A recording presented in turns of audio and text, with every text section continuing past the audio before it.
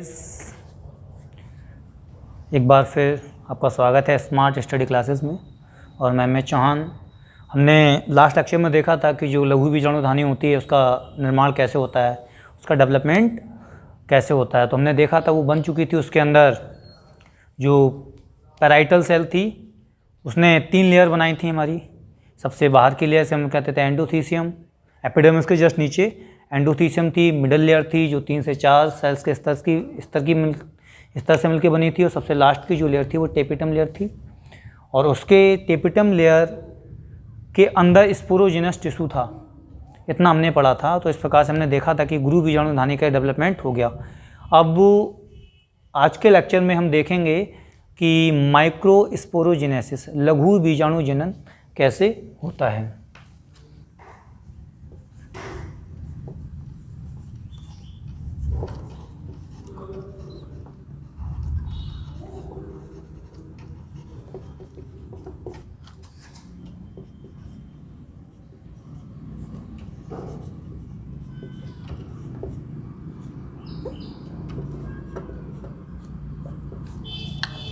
क्योंकि देखो हमने एक डायग्राम ड्रा करते हैं, हमने उस दिन देखा था कि इस प्रकार से हमने एक ड्रा पूरा ही बनाते हैं तो अच्छा समझ में आएगा।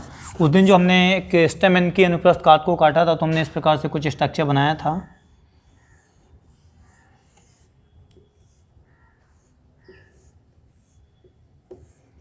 इस प्रकार से हमने कोई स्ट्रक्चर बनाया था। तो हम इसी स्ट्रक्चर के अंदर देखेंगे आगे चल के कि किस प्रकार से हमने कल का जो डायग्राम बनवाया था उसके आधार पर हम एक डायग्राम ड्रॉ करते हैं।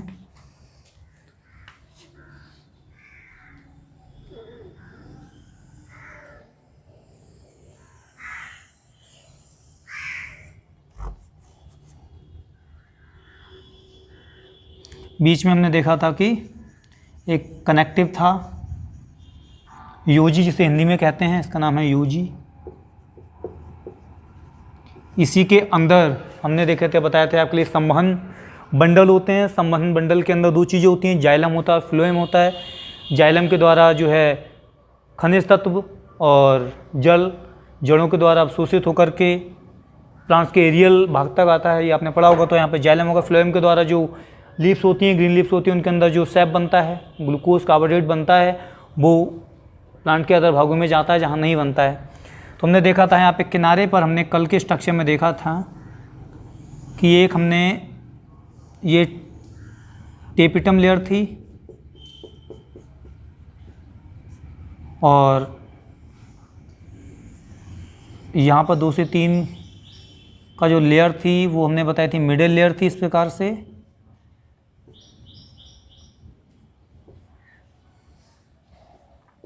और सबसे बाहर की ओर जो हमने बताई थी वो एंडोथीसियम लेयर थी। इस प्रकार से अब एंडोथीसियम लेयर यहाँ से रन करती है इस प्रकार से।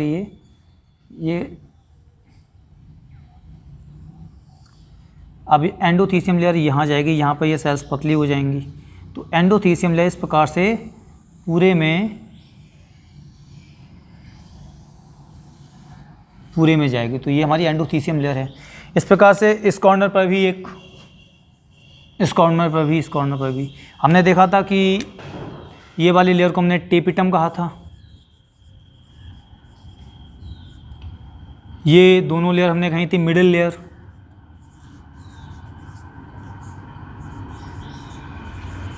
मिडिल का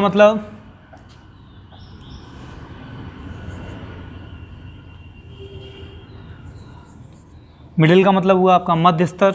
मिडिल का मतलब मध्य, लेयर का मतलब स्तर। और सबसे बाहर ये वाली लेयर कौन सी थी? एंडोथीसियम।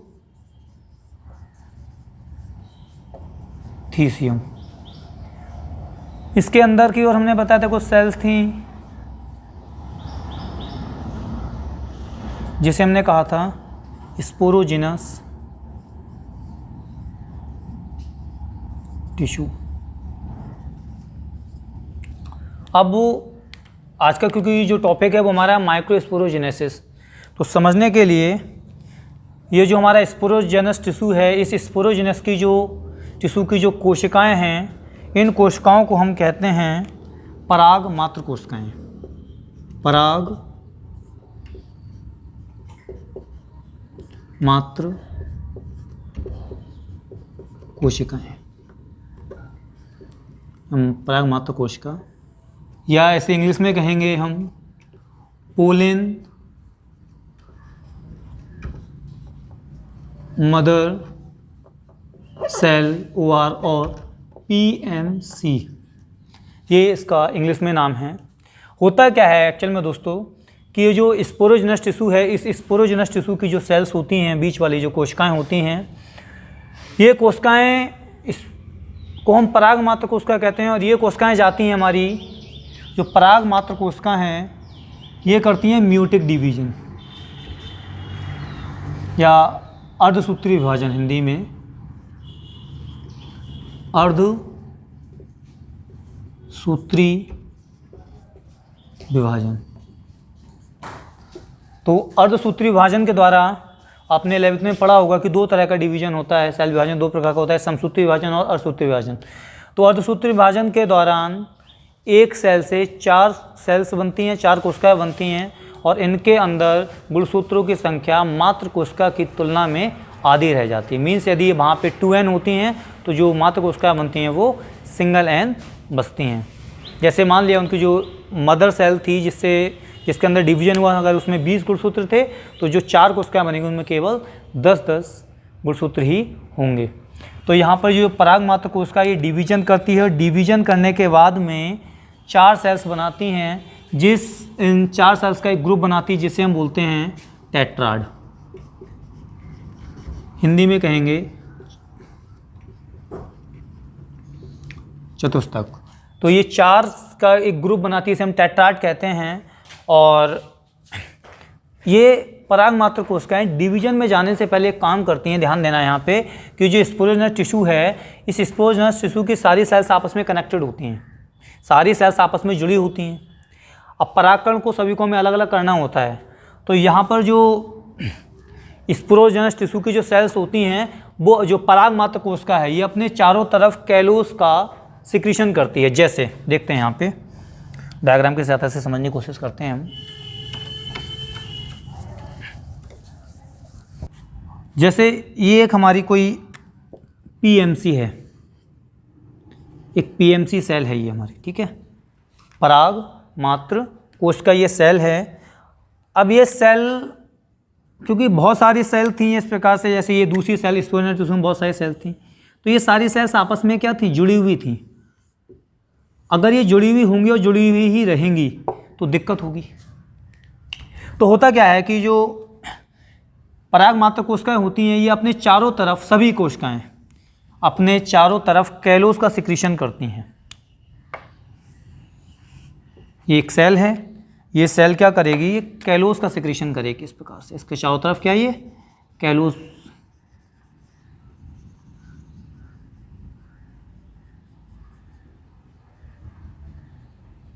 ये कोशिका थी अंदर वाली, इसके चारों तरफ किसका सिक्रीशन हो गया, कैलोस का। अब कैलोस की हिंदी क्या होती है, कैलोस को कैलोजी कहते हैं, क्योंकि ये एक ग्लूकोज से बना हुआ कंपाउंड होता है, यौगिक होता है, ठीक है। तो कैलोस जब बन जाएगा तो यही सेल क्या करेगी, इसके अंदर म्यूटिक डिवीजन होगा।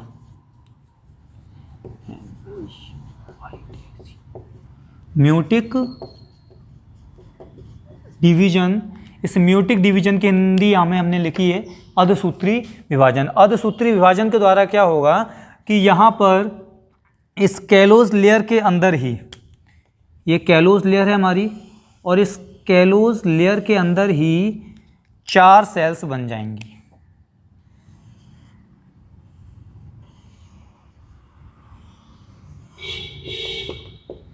जिसे हम कहेंगे टेट्राड, या हिंदी हमने यहाँ लिखी चतुष्टक। क्योंकि 4 कोशिकाओं का एक ग्रुप है तो उसे हिंदी में 4 के लिए चतुष्टक बोलते हैं, तो टेट्राड बन जाएगा ये। अब हमने, आपको ध्यान होगा जब हमने इससे लास्ट लेक्चर में देखा था, हमने कहा था कि जो टेपिटम लेयर होती है, उस टेपिटम लेयर से एक एंजाइम का सिक्रीशन होता है, एक एंजाइम निकलता है, उस एंजाइम को हम बोलते हैं कैलेज। कैलेज एंजाइम क्या करेगा, इस कैलोस को डिसॉल्व कर देगा या डिजेनरेट कर देगा, इसके लिए नष्ट कर देगा। तो जब कैलेज एंजाइम जाकर के ये टेट्राइड बन जाएगा, टेट्राइड के ऊपर जाकर के ये कैलोज क्या करेगा, अपनी एक्टिविटी दिखाएगा, इस पर क्रिया करेगा, और क्रिया करने के पश्चात क्या होगा कि ये जो हमारी 4 कोशिकाएं, ये चारों कोशिकाएं क्या होंगी, अलग अलग हो जाएंगी। जब ये चारों कोशिकाएं अलग अलग हो जाएंगी, उसी समय टेपिटम के द्वारा हमने बताया था कि कुछ हमने उबिस बॉडी पढ़ी थी। क्या पढ़ी थी, उबिस बॉडी या उबिस काय, जिनके द्वारा एक प्रोटीन थी, एक पदार्थ था जिसका नाम था स्पोरोपोलेनिन। हिंदी में भी इसे स्पोरोपोलेनिन ही कहेंगे हम, स्पोरोपोलेनिन। स्पोरोपोलेनिन क्या करता है, ये परागकण के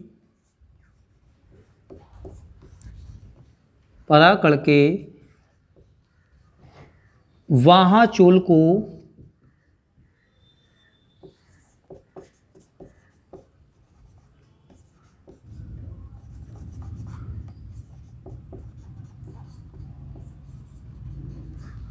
को बनाता है। तो जो कैलेज का निर्माण किसके द्वारा होगा, टेपिटम लेयर के द्वारा। कैलेज का काम होता है कैलोस को, जो कैलोस की लेयर बन जाती है टेट्राइड के चारों से, गलाने का काम करता है। फिर ये परागकण हमारे अलग हो जाते हैं, तो इसी दौरान टेपिटम के अंदर होती है उबिस बॉडी से निकलता है स्पोरोपोलेनिन। ये स्पोरोपोलेनिन क्या करेगा, इस स्पोर के चारों ओर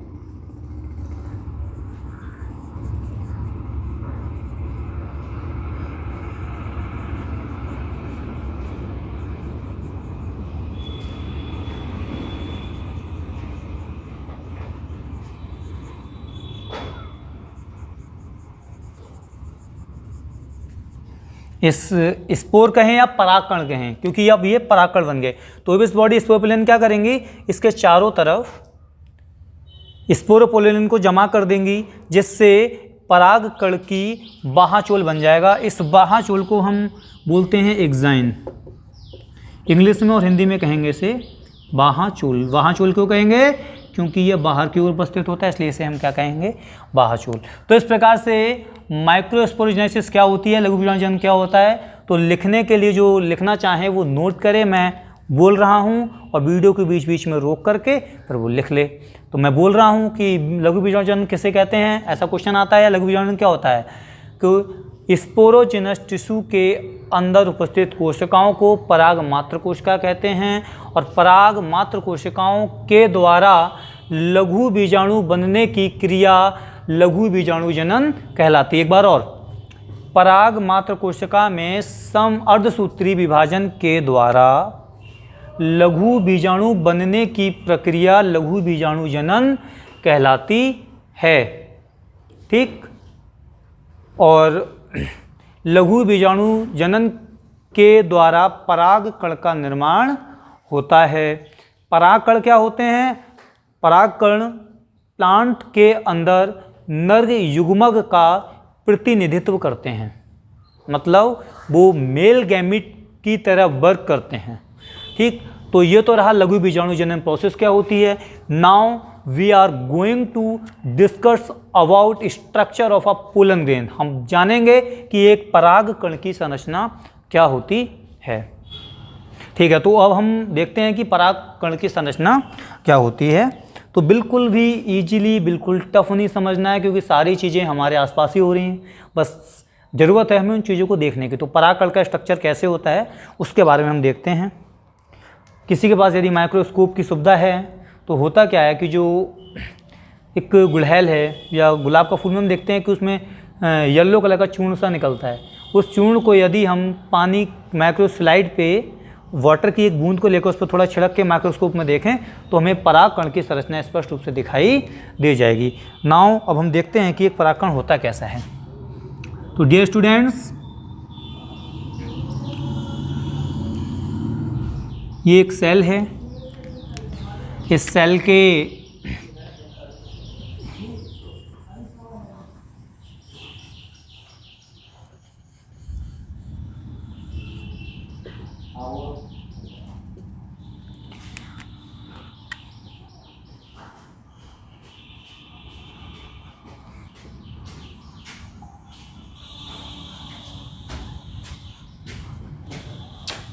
तो यहाँ पर हमें दिखता है कि ये जो है एक परागकण है।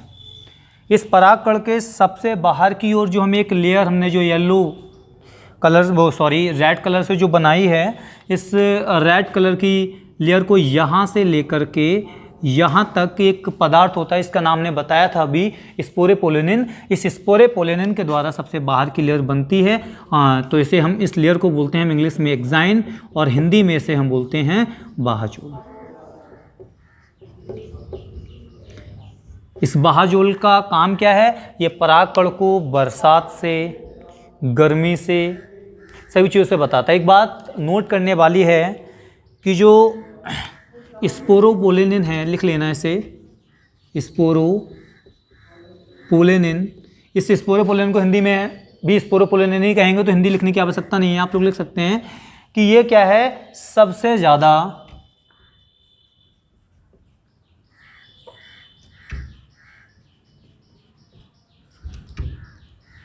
प्रतिरोधी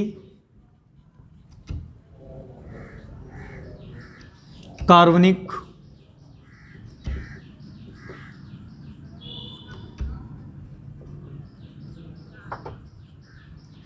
पदार्थ है। देखो डियर स्टूडेंट्स, गॉड ने कितनी अच्छी से चीज़ें बनाई हैं। स्पोरोपोलिनिन को उन्हें परागकण के चारों तरफ देखा क्योंकि उन्हें पता है परागकण की आवश्यकता होगी लैंगिक जनन में। तो लैंगिक जनन करने के लिए क्या परागकण की आवश्यकता बहुत ज़्यादा है। यदि इसके चारों तरफ एक्साइन को वो नहीं बनाते तो एक हमारा जो पोलन ग्रेन है वो जल्दी से नष्ट हो जाता। तो ये आसानी से नष्ट ना हो, क्योंकि जो परागकण का जीवन काल होता है, गेहूं है, धान है, जो अनाज वाली फसलें हैं, इनमें लगभग ये 30 मिनट तक जिंदा रहता है। 30 मिनट तक ये अंकुरण करने की इसमें क्षमता रहती है। जबकि जो अदर कुछ जैसे सोलेनेसी है, रोजेसी है, जो फैमिली हैं, इनके जो परागकण होते हैं वो कई महीनों तक जिंदा रहते हैं। तो ईश्वर ने, गॉड ने क्या किया कि इसके चारों तरफ एक एक्साइन स्पोरोपोलिनिन की लेयर को चढ़ा दिया, जिससे ये काफ़ी समय तक वायबल रहें, काफ़ी समय तक जीवित रहें। इसके अंदर की वो जो ब्लैक कलर की एक लेयर दिख रही है, इसे हम कहते हैं एंटाइन, ये ऐसे कहेंगे अंताचूल, इसे कहेंगे अंताचूल। ये मुलायम होता है और अंताचूल के अंदर हम क्या देखते हैं कि एक पूरी बड़ी कोशिका, देखो यहाँ से ये, इसको इतने भाग को हम हटा दें तो ये पूरी क्या दिखेगी हमें, जैसे इसे हमने रैस कर दिया तो एक अंदर पूरी एक कोशिका देखेगी, उसके अंदर क्या दिखेगा, एक न्यूक्लियस है और इसके अंदर बहुत सारा ढेर सारा साइटोप्लाज्म होगा, क्योंकि कोशिका के अंदर साइटोप्लाज्म होता है, वो ढेर सारा साइटोप्लाज्म होगा। और इसका जो साइटोप्लाज्म कैसा होगा, इसके अंदर बहुत सारा फूड मटेरियल संचित होगा, बहुत सारा फूड मटेरियल इसके साइटोप्लाज्म के अंदर होगा। और इसी साइटोप्लाज्म के अंदर एक अन्य कोशिका तैरती रहती है, तो इस कोशिका को हम कहते हैं जर्म सेल या जनन कोशिका।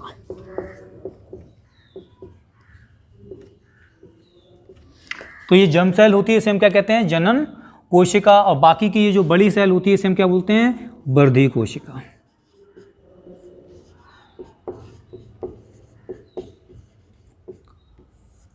एक स्थान होता है जहां पर एक्साइन नहीं होती। जो मोनोकॉट्स होते हैं, आपके एक बीजपत्री पौधे होते हैं, उन एक बीजपत्री पौधों में ये जो इस स्पोरोपोलिनिन है एक स्थान पर नहीं होती, तो इसे हम बोलते हैं जनन छिद्र, जनन छिद्र। तो ये जो मोनोकॉट्स होते हैं, एक बीजपत्री पौधे होते हैं, इन एक बीजपत्री पौधों में एक जनन छिद्र होता है, जबकि जो द्विबीजपत्री होते हैं उनमें 2 या 3 छिद्र भी हो सकते हैं या होते हैं। ठीक। तो यहाँ पे देखो ये चित्र है परागकण का। हमने परागकण में क्या क्या चीज़ दिखाई दी हमें, कि सबसे बाहर की ओर एक एक्साइन है, एक बाहाचोल है, जो कि स्पोरोपोलिनिन से मिलके बना है। और स्पोरोपोलिनिन क्या है, सबसे ज़्यादा प्रतिरोधी कार्बनिक पदार्थ है, जिसपे टेम्परेचर का, बरसात का, प्रेशर का कोई फर्क नहीं पड़ता। ठीक। दूसरा है हमारा कि इसके अंदर एक इंटाइन होती है, अंदर की लेयर होती है, जिसे हम अंताचूल कहते हैं, बड़ा मुलायम होता है, अंदर से कवर करके रखता है। इसमें परागकण के अंदर 2 कोशिका होती है, एक को वर्धी कोशिका, दूसरी को हम जनन कोशिका कहते हैं। वर्धी कोशिका बड़ी कोशिका होती है, इसके साइटोप्लाज्म में इसके जो कोशाद्रव होता है, इसमें बहुत सारे न्यूट्रिटिव मटेरियल, खाद्य पदार्थों का संचय होता है। इसी के अंदर एक अन्य छोटी कोशिका तैरती रहती है, जिसे हम जनन कोशिका कहते हैं। और ये जनन कोशिका, इंपॉर्टेंट बात ध्यान रखना, नोट कर लेना कहीं पर, मैं बोल रहा हूँ आप लोग लिख लेना कि जो ये जनन कोशिका है, कुछ प्लांट्स ऐसे लगभग 60% प्लांट ऐसे होते हैं जिसमें ये जन्म कोश जब ये उसके वर्तिकाग्र में पहुंच जाती है तो वहाँ पर जाकर के इसका जो केंद्रक होता है वो माइटोसिस डिवीजन के बाद 2 केंद्रक बना लेता है। जबकि 40% पौधे ऐसे होते हैं जब पोलन ग्रैंड का फॉर्मेशन पोलन ट्यूब का फॉर्मेशन हो जाता है तब जाकर के ये डिवीजन करती है। चलिए इसके लिए थोड़ा बाद में ही बताएंगे, लेकिन अभी नोट कर लेना ये बात, ठीक है। तो अब हम पोलन ग्रैंड के बारे में कॉपी में कैसे लिखें, क्योंकि जो हिंदी मीडियम के स्टूडेंट्स उनका कई बार बोल रहे थे कि हम लिखें कैसे सर, तो मैं बोल रहा हूँ और आप कॉपी लेकर के साथ बैठना, मैं भी बोल रहा हूँ, वीडियो के बीच में रोक रोक करके पूरा लिख लेना। परागकण, परागकण में लिखना, मैं बोल रहा हूँ लिखना स्टार्ट करना है यहाँ से, ठीक है। परागकण को माइक्रोस्कोप या सूक्ष्मदर्शी के द्वारा देखने पर इसमें सबसे बाहर की ओर एक बाह्यचोल दिखाई देता है जो कि स्पोरोपोलिन से बना होता है, और स्पोरोपोलिन सबसे ज़्यादा प्रतिरोधी कार्बनिक पदार्थ होता है जिस पे वर्षा का, ताप का कोई प्रभाव नहीं पड़ता।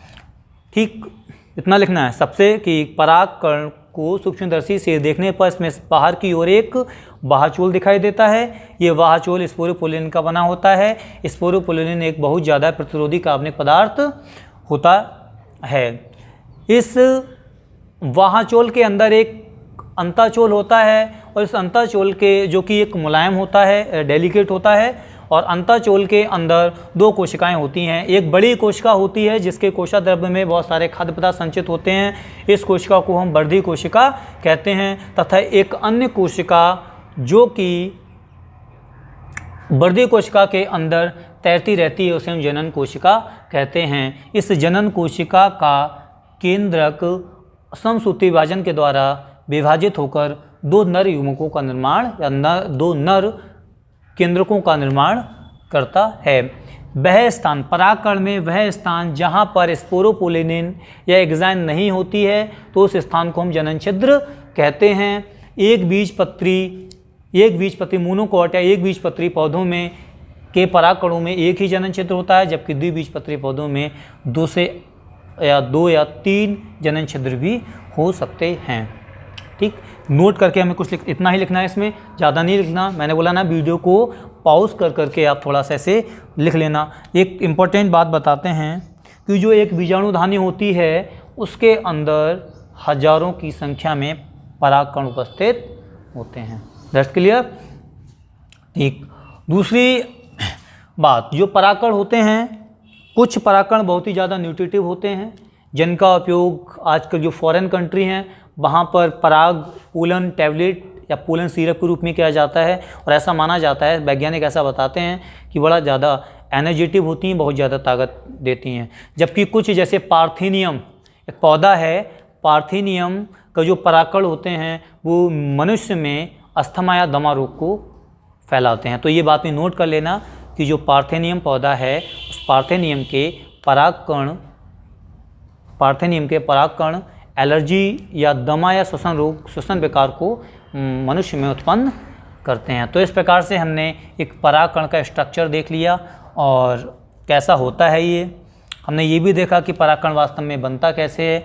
अब क्या होता है कि परागकण का स्ट्रक्चर हमने देख लिया, अब हम आगे से हमने मेल जितने भी प्लांट्स के अंदर मेल स्ट्रक्चर होते हैं उन सारे के बारे में हमने स्टडी कर ली। अब हम स्टडी करेंगे कि जो स्त्री केसर क्या होता है, स्त्री केसर के बारे में जानेंगे और उसके अंदर किस प्रकार से ओव्यूल का फॉर्मेशन होता है वो हम नेक्स्ट लेक्चर में जानेंगे। तब तक के लिए थैंक यू, धन्यवाद।